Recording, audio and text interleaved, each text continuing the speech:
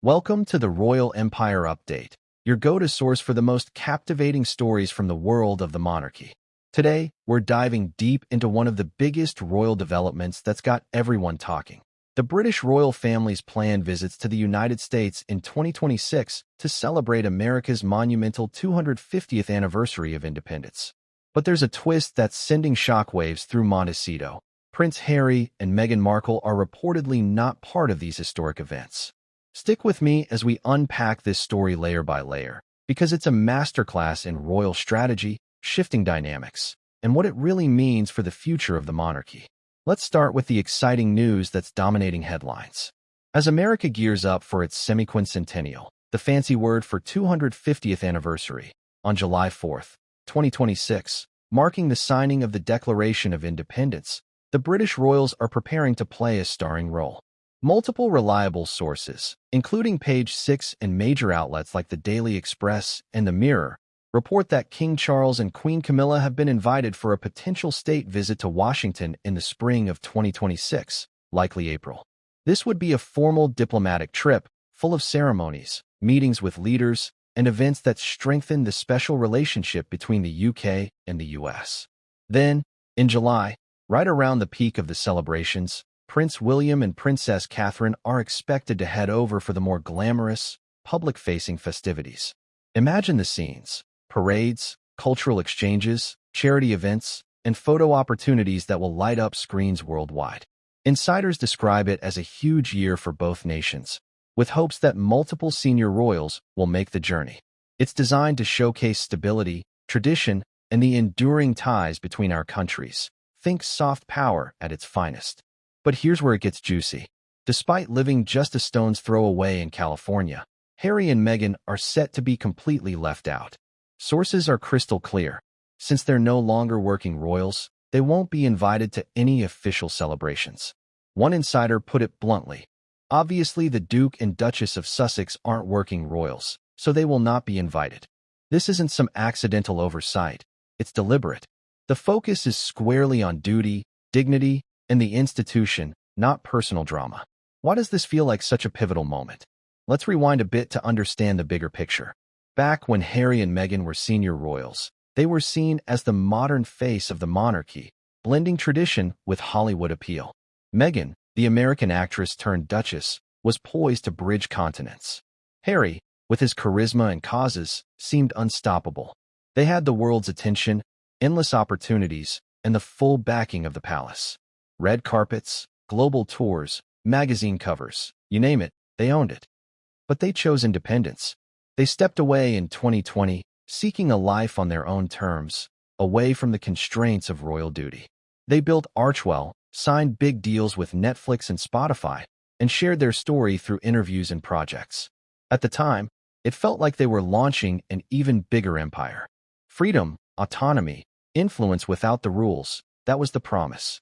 Fast forward to now, and the contrast couldn't be starker. While the working royals prepare for this transatlantic triumph, Harry and Meghan's ventures have hit some bumps. The Spotify deal ended abruptly, with an executive famously calling them out. Netflix has gone quieter after the initial documentary buzz. Meghan's lifestyle brand, American Riviera Orchard, launched with jams and home goods. Charming, personal touches that show her entrepreneurial side. But it's been met with mixed reactions, from enthusiasm to eye rolls online. Meanwhile, the monarchy? It's thriving without them. The roles Harry and Meghan left, Commonwealth engagements, charity patronages, diplomatic duties, are being handled seamlessly by others. Prince William steps up with his environmental initiatives and future-focused projects. Princess Catherine continues to shine with her early childhood work and graceful public presence. King Charles, despite health challenges, is steering the ship with quiet determination. This U.S. trip highlights that shift perfectly. It's not just about celebrating America's birthday. It's the monarchy reclaiming the narrative on the global stage. Two carefully spaced tours, one formal and diplomatic with Charles and Camilla, the other vibrant and modern with William and Catherine. No room for distractions, no overlapping stories. Clean optics all the way. For Meghan, this stings on a personal level. America was supposed to be her home field advantage, the place where she'd dominate headlines, partner with A-listers, and build a brand that rivaled the royals. She envisioned herself as the relatable duchess who rewrote the rules. But now, as Catherine arrives to cheers and flashing cameras, fashion buzz, and charity spotlights, Meghan watches from Montecito. Hollywood elites, influencers, even former friends like George Clooney or the Beckhams will likely align with the official royals. Relevance is everything in that world, and right now, it's flowing toward tradition and service. Harry's position is even more poignant.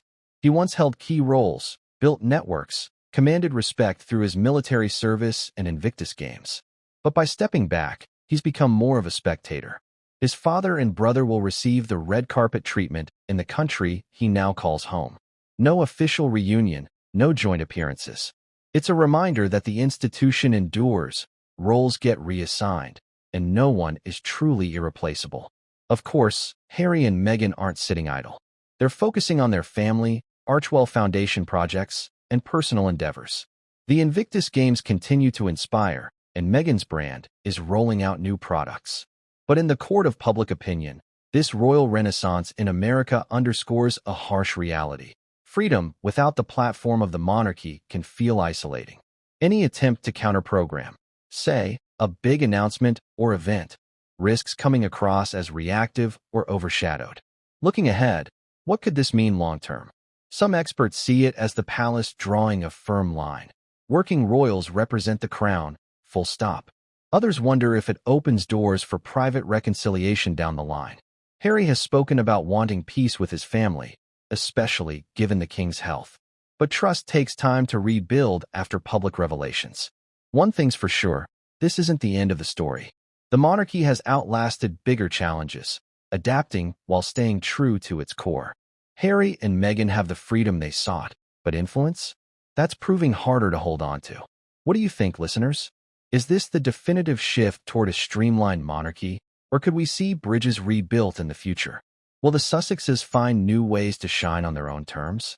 Share your thoughts in the comments. I read them all. And if you're loving these deep dives into royal drama and strategy, hit that subscribe button and turn on notifications. We've got so much more coming your way on Royal Empire. Let's pick up right where we left off.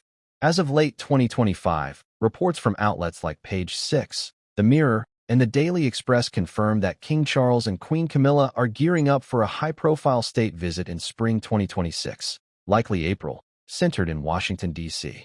This would be a formal diplomatic affair, White House ceremonies, meetings with President Trump, and events strengthening that unbreakable UK-US bond.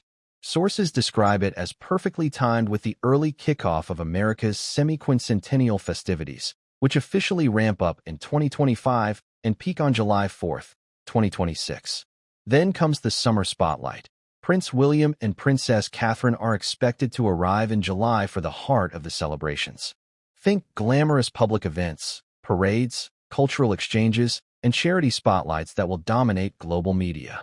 Insiders call it a huge year for both nations, with hopes that multiple senior royals will cross the Atlantic.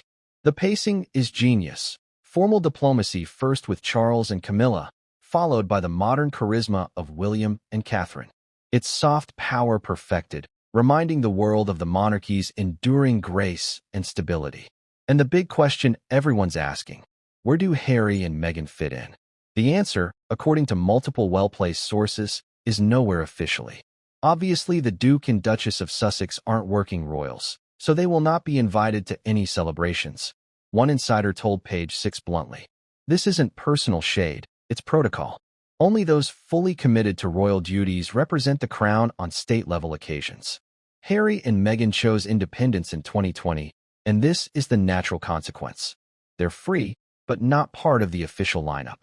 Imagine the optics from Montecito. Harry and Meghan, living just hours away in California, watching as the family they stepped away from commands America's biggest stage. King Charles arrives with quiet authority. Prince William and Catherine bring the star power, red carpets, A-list invitations, endless photo ops. Meanwhile, the Sussexes stay home. No joint appearances, no family reunion baked into the schedule. Some reports even suggest the king's visit will be tightly focused on the East Coast to avoid any detour to California. Ouch. But let's talk about why this hits so hard for Meghan in particular. She moved to America dreaming of conquering it on her terms, bridging Hollywood and royalty, building a powerhouse brand. Remember the early days? Big Netflix and Spotify deals, global interviews, endless covers. America was her turf. Now, fast forward. Princess Catherine will sweep in, captivating crowds with her elegance, drawing fashion frenzy and charity buzz. Influencers, designers, and power players will orbit her events. Meghan's carefully curated world, it risks feeling overshadowed. Hollywood's choice is becoming clear too. When William and Catherine land, expect the elite to show up in force. Think longtime royal admirers aligning with tradition and duty. The Sussexes have their circle, sure, but relevance in Tinseltown is fleeting. Power attracts power, and right now, the monarchy's legacy is pulling ahead. For Harry, it's a different kind of sting. He's spoken openly about wanting family harmony, especially with his father's health in mind. A royal visit to his adopted home could have been a bridge, but not like this. He'll be a bystander as his brother embodies the future and his father commands respect. The Invictus Games remain his passion project, inspiring veterans worldwide, and Archwell continues meaningful work. But in the shadow of these tours, it's a reminder. The institution rolls on, filling roles seamlessly. Of course, life in Montecito isn't all gloom. Meghan's American Riviera orchard is expanding with thoughtful, personal products, jams, home goods, a touch of that relatable charm. Harry's focusing on causes close to his heart. They're raising Archie and Lilibet in privacy, away from the royal grind. Freedom has its perks, but influence?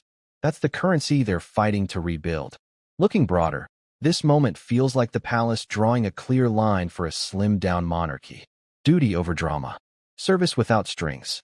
The working royals, fewer in number after recent challenges, are stepping up flawlessly. William's Earthshot Prize innovates for the planet. Catherine's early years focus shapes futures. Charles navigates diplomacy with steady hands. The machine doesn't miss a beat.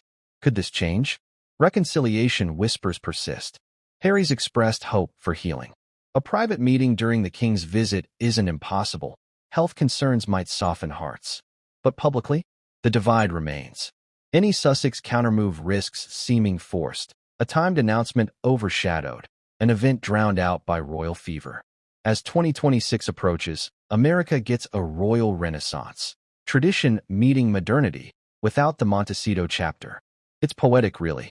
The couple who sought a bigger stage now watches the original one thrive without them. What's your take? Is this the final chapter in the Sussex royal story, or just a plot twist? Could we see unexpected olive branches? Or is Hollywood permanently Team Cambridge? Sound off in the comments. I love hearing your theories. And if this drama has you hooked, smash that subscribe and notification bell. Royal Empire is just getting started with more exclusive breakdowns, predictions, and behind the palace walls insights. Thanks for joining me. Stay tuned, stay royal, and we'll dive into the next big update soon.